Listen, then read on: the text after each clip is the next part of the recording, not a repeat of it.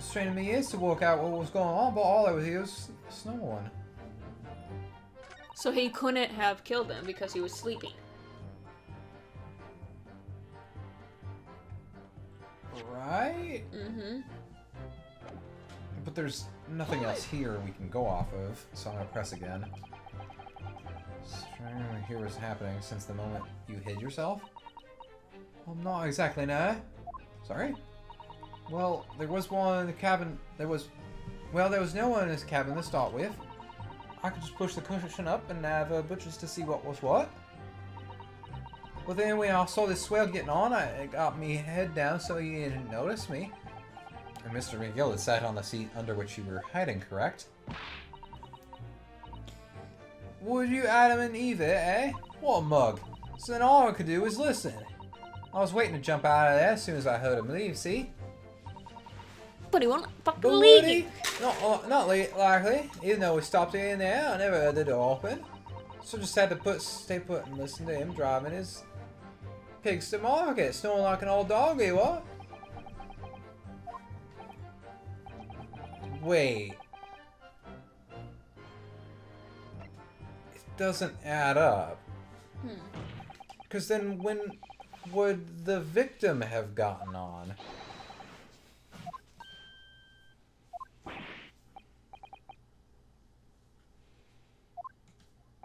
When would the victim have gotten on? Or the other people, because he was the first one in. No, she didn't hear the door open. That's the door. important part. It seems my learned Japanese friend is not as dull-witted as I feared. So Van Zeeks realized it too.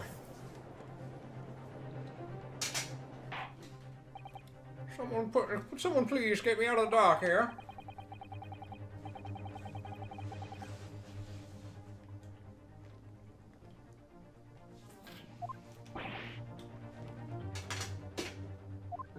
Yes, my lord. I expect you to demonstrate this alleged contradiction to the court.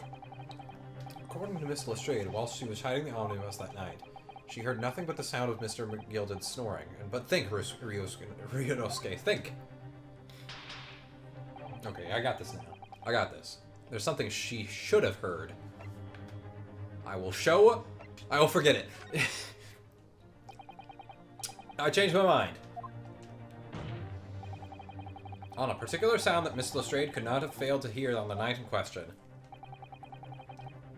By the presence of this person! I'm gonna choose at random. No, that's a bad idea. That was a very bad idea. Fast-fired Mason. Yes, my lord. The sound that Miss Lestrade cannot have cannot have failed to hear is that of the victim, Mr. Mason, boarding the omnibus. Are we gonna have to say, like, he was on the floor. He was killed on the top of the cabin and then dropped in. But literally how? There were two witnesses on the top. Unless if they are the killers. Miss Lestrade, allow me to confirm something. You cannot. You claimed earlier that you were the first person to board the omnibus, is that correct? Yeah, of course I was. I got on while the driver was in the pub, didn't I? No, but then the other two said that the door was locked and someone waved them away. But the skylight could not be opened from the inside. Do we know that? I believe so, if you want to go look at the carriage again. Yeah, just take a second.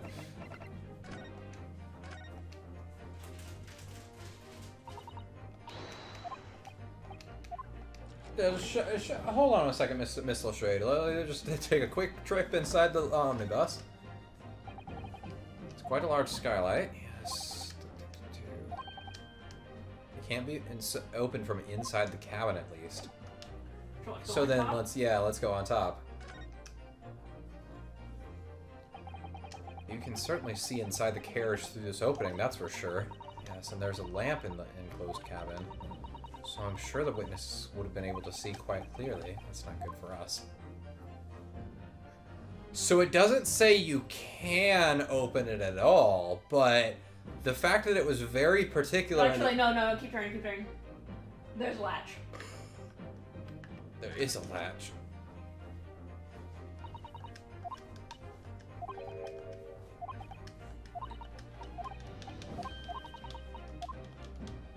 You'll probably have to point that out later. Hold on. Yeah, there's a whole fucking ladder back here. Mm-hmm. Course I was. I got on while the driver was in the pub, didn't I? And the next person to board the omnibus was Mr. McGilded. That 'twas not a soul in the cabin when I climbed aboard. At least not in plain sight. So you were, to all intents and purposes, alone in the enclosed cabin of the omnibus at the time. Did I not just say as much? I was traveling with anyone else. If I wasn't traveling with anyone He else. was the banker and he threatened the other guy. Maybe. Yeah, I saw him get on, remember? Through the crack under the seat cushion. He was on his own for sure. And from what we've heard, the carriage made a number of stops after that on its onward journey. During which time, did you not hear the door opening or closing at all? No, I never heard it. It's exactly what I was listening for, wasn't it? Waiting for this swear to leave. In which case, when and how did the victim end up in the carriage? Oh! We know that the victim collapsed inside the enclosed cabin of the omnibus. Therefore, Miss Lestrange's statement about what she did or did not hear is at odds with the facts. Yes, this petty thief's statement was clearly flawed. What fancies? Yes, he knew. He knew all too well that there was an inconsistency in Miss Lestrange's statement. It would seem words of thanks are in order for my learned friend. What are you talking about? You have demonstrated matters impeccably. This witness and her colorful statements are entirely unreliable. Her words are convenient untruths, nothing more. They're untruths. I sure wish there were an easier way to say that word. Untruths. No simpler way. But she was saw. They did see her in the... Yeah. Makes no sense whatsoever. This girl is a pickpocket. Let's not forget that. Guilty, I say! Well, shit. Ah, she didn't even say anything. I want to judge the dear little mite just because she has some rather naughty ways. But I must say, I can't abide liars. And neither could I. Mr. Foreman, I don't want to judge the girl just because she has some less than salubarious ways, but I must say, I cannot abide liars.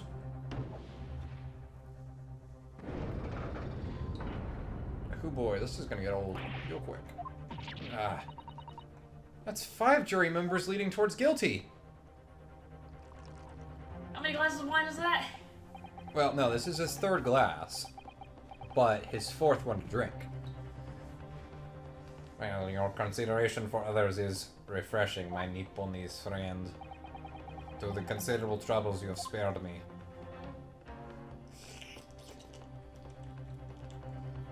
It is so fucking delicious. Very refreshing. Arrgh! Garg, what are you playing at? Have you forgotten who you're working for, you useless Eastern... Amadan! This is carnage. It's perfect. Juror number 2 is the only one left. Mr. Naruto, the way this is going... I know.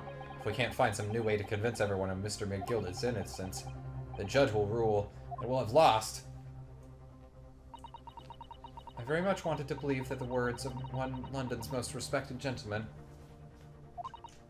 But those of us in service know we must accept hard truths. Hold it! Hold the fuck up.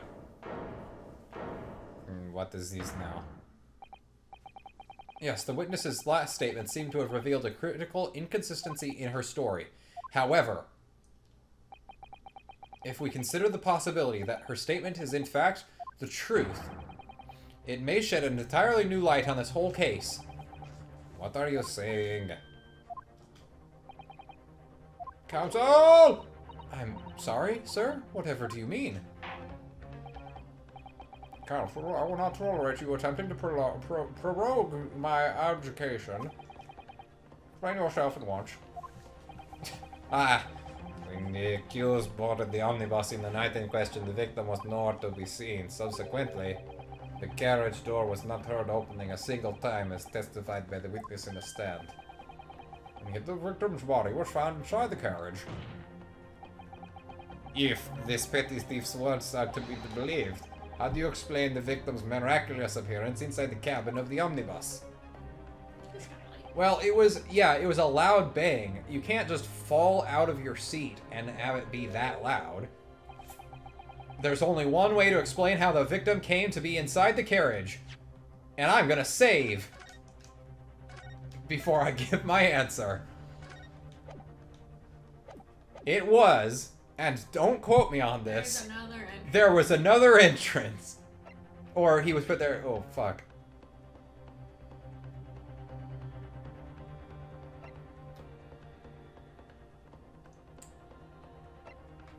I'm gonna say he was put there after he died. Because that's technically more correct? Obviously, the victim must have been placed in the carriage after he was killed. What the fuck? Tell me, my learned friend, what was the function of that obviously in your last sentence? Well said, Lord Van Zeeks. The obviously is troubling me also. No. That's really not the point. The point is that the victim must have been moved into the carriage afterwards. Then answer me this. How could a cadaver have been placed inside a moving carriage? Well, obviously, Is that a bad one? fucking god damn it. It was the other statement. Okay, well, you know, that's fine. That's why we have time travel after all. It's to win court cases and nothing else.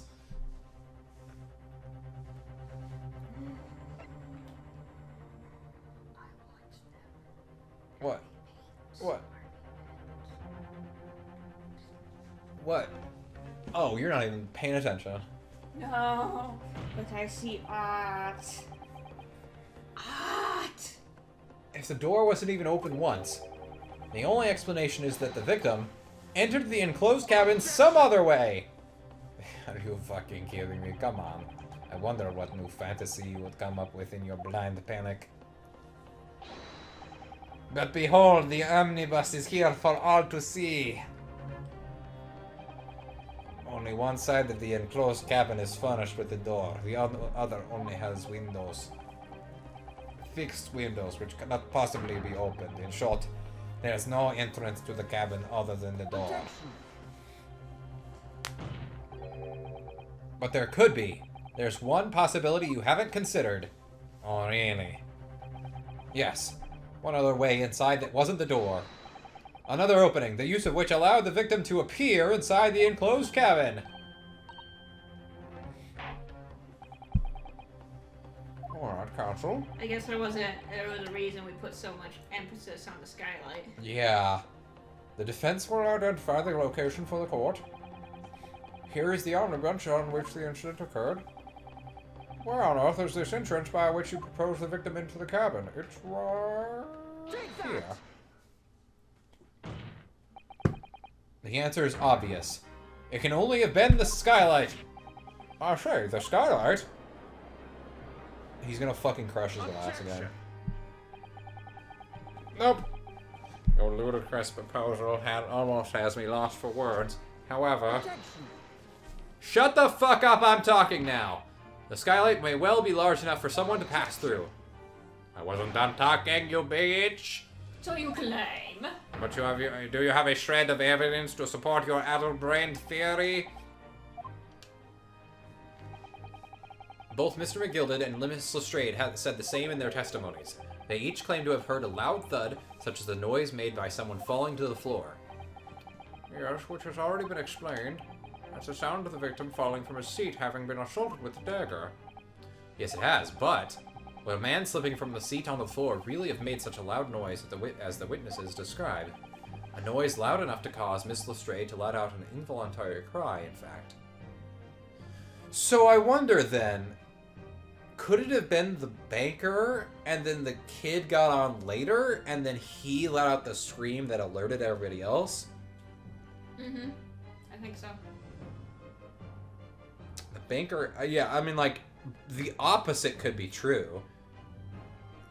Like, the kid could have done it, but, like, the banker, as we've already stated before, the banker has reason to do it. Mm-hmm. He has a motive. Good gracious. Perhaps, in fact, that was the moment that the victim made his entrance into the cabin. No, let me rephrase that. The victim didn't enter the cabin as such. He fell into it! Oh my god, this is so fucking stupid. You're now suggesting that the victim fell from the skylight into the cabin? He waltzed through the air like a duck? A duck in flight? Ducks can fly, correct? That's simply impossible. How can you be so sure? Because if the victim had fallen inside the skylight, as you say, the passengers on the roof deck would have seen it happen. This is the most confusing part of my argument. And yet not one person It's made... not like we There were discussed fucking it, three... fucking- There were 3 people on top of the carriage! And they all lied. No! Not one person made mention of such events in their testimony. That, well, yes, that's true, but...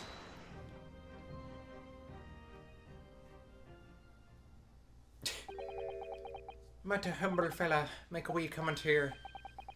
Mr. McGill did. To be sure now, the 2 fellows who were sat on the roof that testified before said nothing of the victim falling through the skylight. But it seems to me, my lord, that it's not so much a case of them not saying, but...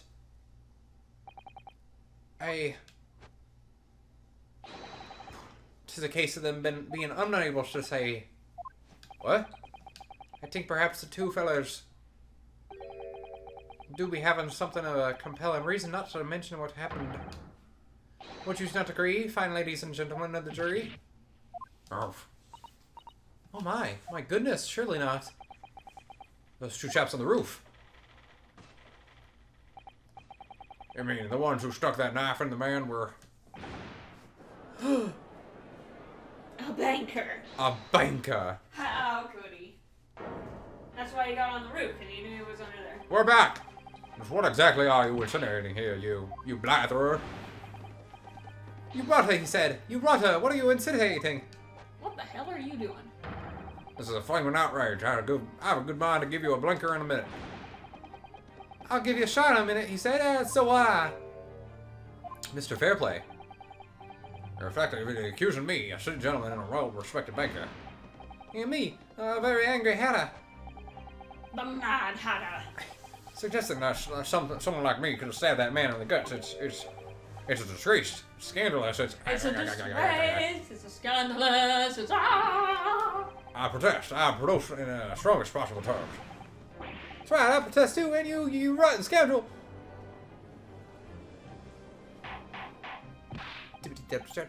Order, order, order! Now, this is not the time, witnesses. I will not permit a spontaneous invasion of the stand. Return to the anteroom at once. But this is beyond reason, my lord. Outrageous. It's very, very hurtful, you know. My lord, if I may comment. Go ahead, Lord Von Cheeks. It was the defense that incited this outburst from the witnesses. They should be barred from the courtroom. It's their fault. I win. You lose. My learned friend has seen fit to abandon all protocol and accuse the witnesses without proof. Accuse? I never intended to. It seems, young Nipponese, that your command of the English tongue is wanting. You propose to this court that the victim fell through the skylight from the roof deck of the omnibus. That hypothesis cannot possibly stand without the rooftop passengers being aware of the events. You have branded these gentlemen liars. You have intimidated their criminal guilt. In our British courts of law, that is what is termed a baseless accusation.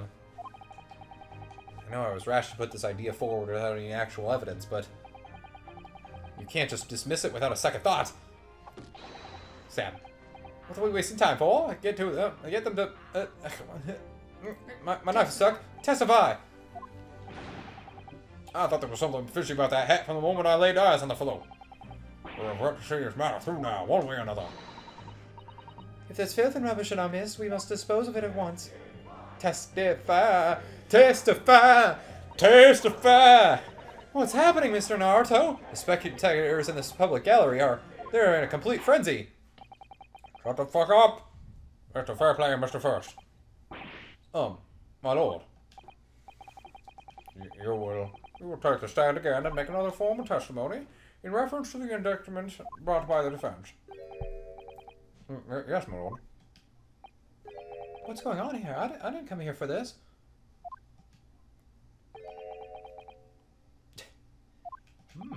Okay.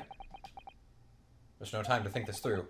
All I can do is pushing I think he forward. knew that those guys did it. Yeah. Mr.